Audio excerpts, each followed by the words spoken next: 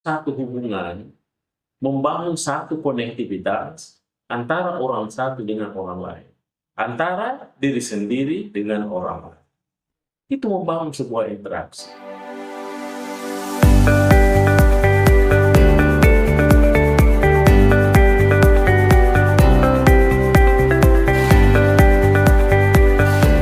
Bismillahirrahmanirrahim. Assalamualaikum warahmatullahi wabarakatuh. Para pemirsaku dimanapun berada, terima kasih atas segala atensinya yang selalu mencurahkan waktu menonton salah satu channel YouTube kita, Mr. Koronis.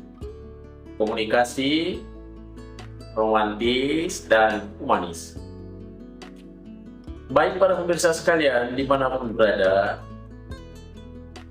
tentu saja kita lagi sibuk-sibuknya menghadapi segala aktivitas kita sesuai dengan profesi kita masing-masing.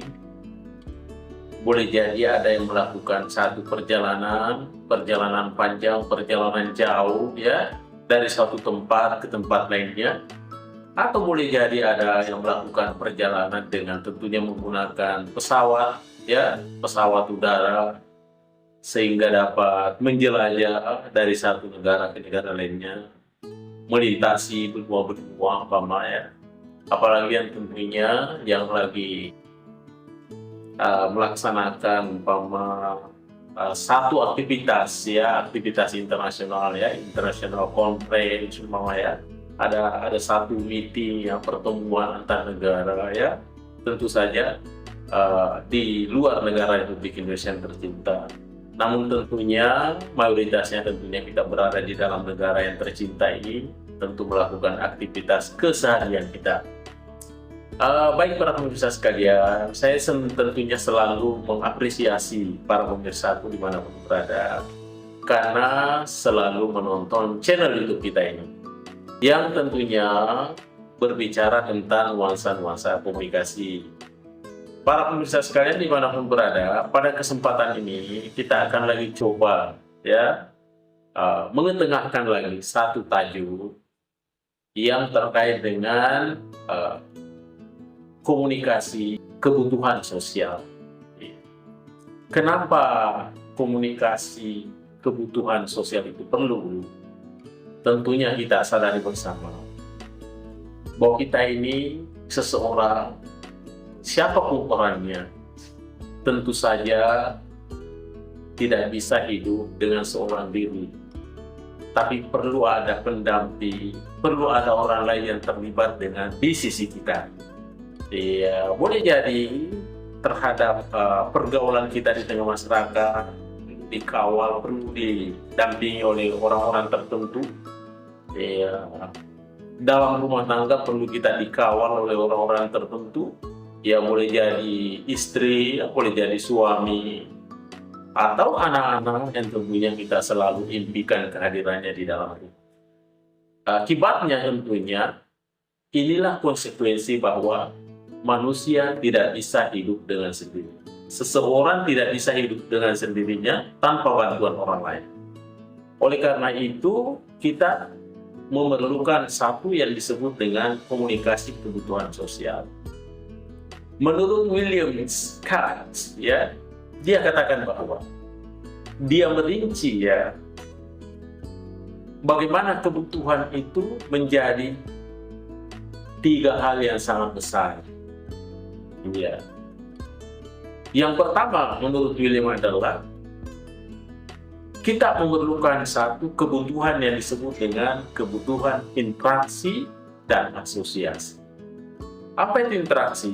Interaksi artinya kita membangun satu hubungan, membangun satu konektivitas antara orang satu dengan orang lain, antara diri sendiri dengan orang lain. Itu membangun sebuah interaksi. Ya, kenapa perlu interaksi itu? Karena kita sadar bahwa manusia ini adalah tempatnya ketidaksempurnaan. Maka kadangkala sahabat kita, teman kita, pendamping kita itu yang menyempurnakan kehidupan kita. Begitu pula sebaliknya, sahabat kita itu kadangkala merasa kurang, tetapi ketika kita hadir bersamanya, mereka lebih pede, mereka lebih berani, dan merasa dia nyaman-nyaman saja. Nah, inilah perlunya sebuah interaksi dan perlunya sebuah kumpulan-kumpulan atau gabungan-gabungan antara orang satu dengan orang lain. Sebuah institusi impossible, tidak mungkin hanya satu yang bisa membangun. Hanya direktur, hanya orang nomor satu, tanpa dibantu oleh pendamping-pendampingnya. Pasti ada wakil-wakil. Iya, ini sudah merupakan satu hal yang tidak bisa dipungkiri lagi. Bahwa kita tidak bisa hidup sendiri, membangun sendiri, berorganisasi sendiri tanpa ada manusia. Itu yang pertama. Iya. Yang kedua, para pemirsa sekalian, ya, kenapa perlu kebutuhan sosial? Yang kedua adalah di sana ada diupayakan satu pengendalian dan kekuasaan. Apapun maksudnya, apa maksudnya adalah diupayakan di dalam kebutuhan sosial ini ada self control, ya, kontrol diri yang baik, ada perimbangan. Artinya kita siap mengendalikan dan kita siap dikendalikan. Iya, saya selalu ketengahkan bahwa di dalam komunikasi itu artinya ketika kita hadir bukan sebagai pembicara, maka kita harus menjadi komunikan atau yang mendengar pembicaraan. Tapi kalau kita diundang sebagai pembicara, sebagai motivator, sebagai komunikator, sebagai komunikator tentunya, maka tentunya kita harus berbicara seluas-luasnya. Makanya itu dua yang selalu di dalam komunikasi. Kalau bukan bertindak sebagai komunikator, maka pasti dia harus menjadi komunikan, tapi komunikan yang baik. Oleh karena itu, di dalam melakoni itu, maka perlu ada satu kuasa, perlu ada satu kontrol, perlu ada satu pengendalian. Janganlah kita hanya mau mengendalikan, tapi kita tidak bisa dikendalikan, tidak balance, ya. Makanya perlu ada pengendalian dan perlu ada yang mengendalikan. Kita siap dikendalikan dan siap mengendalikan. Itu yang kedua. Kemudian yang ketiga, dalam memenuhi kebutuhan sosial, melakukan proses komunikasi kebutuhan sosial, tentunya di sana perlu ada yang disebut dengan apeksi, tindakan apeksi. Apa itu tindakan apeksi? Ya, tentunya kita bagaimana agar saling mengasihi, saling menyayangi. Ya. Kenapa? Karena dalam melakukan sebuah interaksi, ya, dalam melakukan sebuah hubungan antara orang satu dengan orang lainnya, dalam memenuhi kebutuhan sosialnya, ya, tentu setidaknya harus dilandasi dengan cinta, ya, dan kasih sayang. Ya. Cinta itu hanya tidak sekadar sebagai sebuah kesenangan belaka, tetapi kesenangan itu adalah cinta itu adalah sebuah kesenangan plus. Ya, di samping dia menyenangi, dia juga tentunya dapat memberikan manfaat yang baik terhadap dirinya maupun terhadap lingkungannya. Kalau dia sebagai komunikator, maka komunikator itu dapat bermanfaat terhadap diri sebagai sosok komunikator dan juga dapat berimbas, bermanfaat terhadap komunikan, terhadap orang-orang yang merupakan audiens.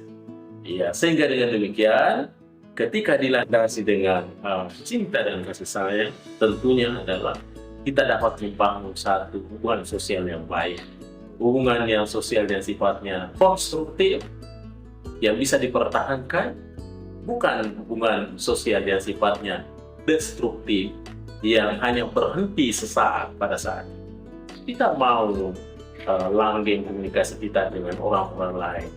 Kita mau merawat, ya, kebutuhan sosial itu akan menjadi lebih baik, lebih berkualitas, baik dari segi kuantitasnya maupun dari segi kualitasnya. Ya, sehingga dengan demikian, tiga hal ini yang terpenting di dalam memenuhi kebutuhan sosial. Yang pertama adalah perlunya kita interaksi dan asosiasi. Ya, kemudian yang kedua, perlunya kita pengendalian dan kekuasaan yang biasa disebut dengan kontrol. Dan yang ketiga adalah perlunya dibarengi dengan cinta dan kasih sayang. Ya, karena bagaimanapun orang belajar dari kehidupannya. Ketika orang diberikan kasih sayang, maka dia akan menemukan cinta di dalam hidup. Baik para pemirsa sekalian dimanapun berada, demikian saya sampaikan, mudah-mudahan ada manfaatnya. Terima kasih atas segala atensinya, mudah-mudahan ada manfaat. Mr. Koronis mengundurkan diri. Assalamualaikum warahmatullahi wabarakatuh. Mr. Koronis. Halo guys.